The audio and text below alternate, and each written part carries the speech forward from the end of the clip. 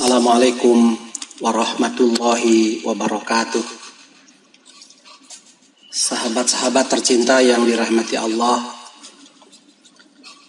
kali ini saya ingin mengingatkan kembali salah satu kisah heroisme Rasulullah Shallallahu Alaihi Wasallam dalam berdakwah. Kisah yang sejatinya menginspirasi kita untuk semakin kuat berpegang teguh kepada agama kita tercinta, Dinul Islam. Kisah yang sejatinya harus menyentuh relung kalbu kita untuk mencintai Rasulullah Sallallahu Alaihi Wasallam dan mencontohnya dalam kehidupan kita sehari-hari. Sebab kalau bukan karena hidayah Allah dan perjuangan Rasulullah yang gigih berdakwah, kita tidak akan menjadi muslim seperti sekarang ini. Menjadi umat Nabi Muhammad yang kelak akan mendapat syafaat dari beliau Sallallahu Alaihi Wasallam. Padahal betapa berat perjuangan Rasulullah mendakwahkan ajaran tauhid, mendakwahkan syariat Islam dengan berbagai hambatan, tantangan, ancaman, gangguan, dan bahkan siksaan. Kita sering mendengar kisah Rasulullah Sallallahu Alaihi Wasallam ketika hijrah ke Taif, mendatangi Bani Thaqif. Andai kita meresapinya betapa beratnya perjuangan Rasulullah, sungguh kita tidak ingin melepaskan dinul Islam sekalipun hanya sesaat. Sungguh kita tidak ingin meninggalkan ajaran Rasulullah sekalipun hanya yang sunat. Sungguh kita ingin berjumpa dengan Rasulullah kelak di akhirat, bersama beliau dengan mendapat syafaatnya. Saat itu Rasulullah dihadapkan kepada ujian yang sangat berat. Karena pada tahun ke-10 dari kenabian, beliau berpisah dengan orang tercinta yang selalu setia menjaga keselamatan Rasulullah, yakni paman beliau bernama Abu Thalib dan istri tercinta Sayyidah Khadijah binti Khuwailid. Kedua orang yang paling berjasa itu menghembuskan napas terakhirnya pada saat Rasulullah sedang gencar-gencarnya berdakwah kepada kaum Quraisy. Saat itu, para sahabat yang dicintai Allah, adalah saat tahun kesedihan atau amul huzni bagi Rasulullah. Tetapi dakwah harus tetap jalan. Dalam keadaan sedih, Rasulullah terus berdakwah. Tetapi perlakuan kaum kafir Quraisy sepeninggalnya Abu Thalib dan Sayyidah Khadijah malah semakin gencar mengintimidasi Rasulullah, menghina dan menyiksa Rasulullah beserta kaum muslimin yang jumlahnya saat itu masih sedikit. Merasakan keadaan yang semakin genting, Rasulullah pun berinisiatif mengalihkan sasaran dakwahnya ke Taif, negeri yang berjarak sekitar 100 km dari kota Mekah. Negeri yang ramai, kaya, dan subur makmur, dengan harapan kaum Bani Thaqif dapat menerima dakwah Rasulullah. Saya juga alhamdulillah pernah berkunjung ke Taif, daerah pegunungan dengan udara yang nyaman, tanahnya subur, banyak tumbuh-tumbuhan, bahkan hewan peliharaan, sayur-sayuran, ada buah-buahan. Bahkan waktu itu ada banyak kera di pegunungan saya melihat. Ada juga bunga-bungaan yang diolah menjadi minyak wangi. Saya waktu itu jadi ingat kalau di Indonesia itu seperti puncak di Bogor. Sahabat-sahabat tercinta yang dirahmati Allah, Rasulullah ditemani sahabat Zaid bin Harithah berjalan kaki menuju Taif sejauh 100 km. Bayangkan 100 km berjalan kaki. Di bawah terik matahari yang menyengat, Rasulullah berjalan penuh harap dakwahnya bisa diterima oleh orang-orang Taif. Di Taif, beliau bersama Zaid bin Harithah.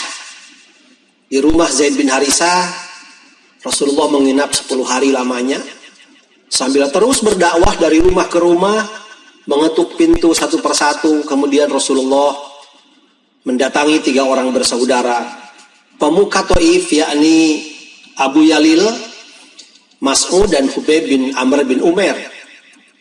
Rasulullah mengenalkan ajaran tauhid kepada mereka. Tetapi perlakuan mereka kepada Rasulullah malah menghina. Mereka berkata, kamu Muhammad akan menyobek kain Ka'bah seandainya benar Allah mengutus kamu. Begitu kata orang pertama. Kata orang kedua, apakah memang Allah tidak mendapatkan orang selain kamu Muhammad untuk diutus menjadi nabi? Begitu ejekannya, begitu hinaannya. Dan yang lain lagi berkata, aku tidak akan berbicara denganmu Muhammad jika sekiranya kamu sebagai Rasul, tentu kamu orang yang sangat berbahaya jika aku membantahmu. Sahabat-sahabat tercinta yang dirahmati Allah, bukan hanya penghinaan dengan perkataan ejekan kepada Rasulullah. Para pemuka Taif itu malah memprovokasi anak dan para remaja Taif mengusir Rasulullah dengan melempari batu. Kemudian anak-anak dan para remaja itu beramai-ramai melempari Rasulullah bersama Zaid bin Harithah dengan batu. Rasulullah dicaci, dimaki, diusir, dilempari dan terus dilempari batu dan kerikil, dilempari tak henti-henti. Sehingga kaki Rasulullah terluka dan berlumuran darah. Dan Zaid bin Harithah terluka di kepalanya. Masya Allah. Begitu tega mereka menghina dan menyiksa Rasulullah. Rasul kemudian pergi berjalan kaki menghindari mereka. Dan berdoa serta mengadu kepada Allah. Allahumma ilaika ashku dha'fa quwwati wa qillata hilati wa hawani 'alan nasi ya arhamar rahimin. Anta rabbul mustad'afin wa anta rabbi ila man takiluni ila aduwin yatajahhamuni am ila qaribin malaktahu amri.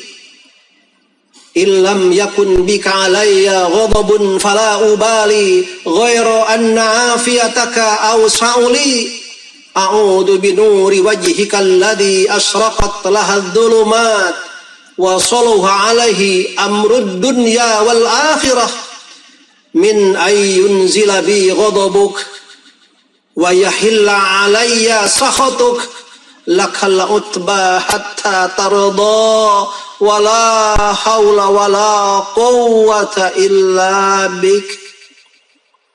Ya Allah, kepadamu aku mengadukan kelemahan kekuatanku serta kehinaan di hadapan manusia.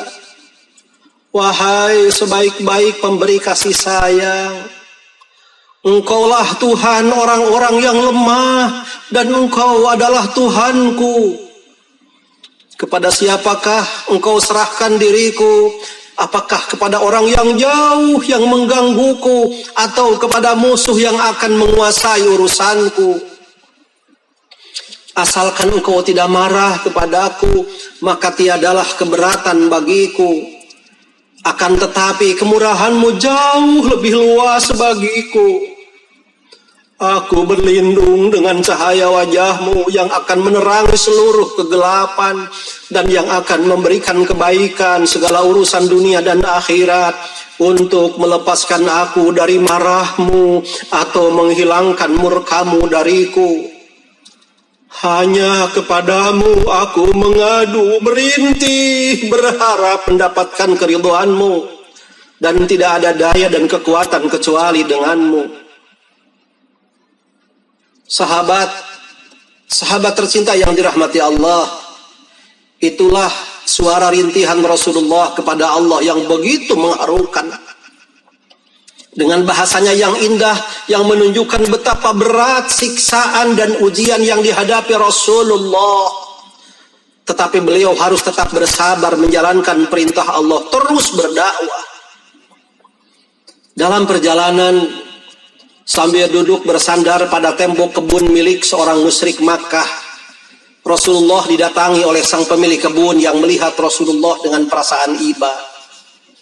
Kemudian menyuruh budaknya membawakan setangkai anggur untuk diberikan kepada Rasulullah. Dan ketika Rasul akan memakan anggur itu, Rasul kemudian berucap, Bismillahirrahmanirrahim. Mendengar ucapan itu, budak penganut Nasrani itu heran dan mengatakan bahwa kata-kata itu tidak pernah diucapkan oleh penduduk di daerah itu. Dan ia pun tertarik sehingga akhirnya masuk Islam. Inilah buah pertama perjalanan beliau yang penuh penderitaan. Seorang budak penganut Nasrani masuk Islam. Sahabat-sahabat tercinta yang dirahmati Allah, Rasulullah merasakan betapa sakit perlakuan kaum Bani Thaqif yang melukai Rasulullah. Sebuah riwayat mengatakan dalam keadaan yang sangat pedih, hampir Rasulullah tidak sadar. Tiba-tiba kata Rasulullah, aku berada di bawah awan yang sedang menaungiku. Aku perhatikan awan itu, ternyata ada malaikat Jibril alaihissalam. Lalu ia memanggilku dan berseru, sesungguhnya Allah Azza wa Jalla telah mendengar perkataan kaummu kepadamu dan penolakan mereka terhadapmu, wahai Rasulullah. Dan Allah Azza wa Jalla telah mengirimkan malaikat penjaga gunung untuk melakukan apa saja yang engkau mau atas mereka. Malaikat penjaga gunung memanggil Rasulullah, mengucapkan salam lalu berkata, wahai Muhammad, jika engkau mau, aku bisa menimpakan kedua gunung besar itu kepada mereka. Bagaimana Rasulullah menjawab? Tidak, wahai malaikat penjaga gunung. Aku hanya berharap sehingga Allah melahirkan dari anak keturunan mereka orang-orang Taif yang beribadah kepada Allah dan tidak mempersekutukannya dengan apapun juga. Hadirin yang dirahmati Allah, Rasulullah kemudian berdoa, Allahumma hdi qaumi fa innahum qaumul la ya'lamun. Ya Allah, berilah kaumku petunjuk, karena sesungguhnya mereka adalah kaum yang belum mengetahui. Subhanallah, Masya Allah. Demikian mulianya Rasulullah, demikian lembutnya hati Rasulullah kepada orang yang mengkhianatinya tanpa dendam dan tidak ingin membalas kepada orang-orang yang mendoliminya. Rasulullah terus tak henti-hentinya berdakwah dan berharap agar mereka mendapat hidayah dari Allah. Mungkin sahabat tercinta ada yang bertanya, kenapa Rasulullah bisa terluka dilempari batu oleh mereka? Kenapa Rasulullah tidak dijaga oleh Allah padahal beliau seorang Rasul? Itulah sifat basariyahnya Rasulullah. Ia adalah manusia biasa seperti kita. Selebihnya adalah ia diberi wahyu oleh Allah Subhanahu wa ta'ala. Ia bukan manusia sakti. Ia bukan manusia kebal. Ia adalah manusia biasa yang diberi mukjizat oleh Allah Subhanahu wa ta'ala berupa Al-Quran. Jadi ketika Rasulullah sekali-kali mendapatkan musibah atau mendapatkan ujian seperti terluka dan berdarah, itu adalah karena sifat basyariahnya Rasulullah sallallahu alaihi wasallam. Hikmahnya tidak lain, bagi warasatul anbiya, penerus dan pewaris Rasulullah, pewaris para nabi, para ulama, kita akan dilukai oleh mereka, orang-orang dolim, dan kita akan terluka. Kita bukan orang-orang sakti dan kebal, bukan. Kita adalah manusia biasa, bahkan belum tentu termasuk orang-orang soleh. Hanya kesabaran, ketabahan, dan penyerahan kepada Allah lah yang akan menyembuhkan luka-luka itu di akhirat dalam kebahagiaan di bawah ridho Allah Subhanahu wa ta'ala. Ya Rasul, kami rindu engkau ya Rasul. Rindu ingin bertemu denganmu dalam naungan Rahman dan Rahimmu ya Rasul. Dalam naungan Rahman dan Rahimnya Allah. Ya Rasul, akui kami umatmu Cintai kami selayak Engkau mencintai kekasih-Mu. Beri kami syafaat yang akan menolong kami kelak di akhirat, agar kami bersama-sama dengan-Mu, dengan orang-orang solihin, syuhada dan siddiqin di surga Jannatun Naim. Mudah-mudahan sekelumit kisah perjuangan heroik Rasulullah ketika hijrah ke Taif menjadi perhatian kita semua dan menginspirasi kita semua, sehingga kita terus mencintai dinul Islam dan terus berdakwah, berjuang meninggikan kalimatullahi al-ulya. Demikian, mohon maaf. Wassalamualaikum warahmatullahi wabarakatuh.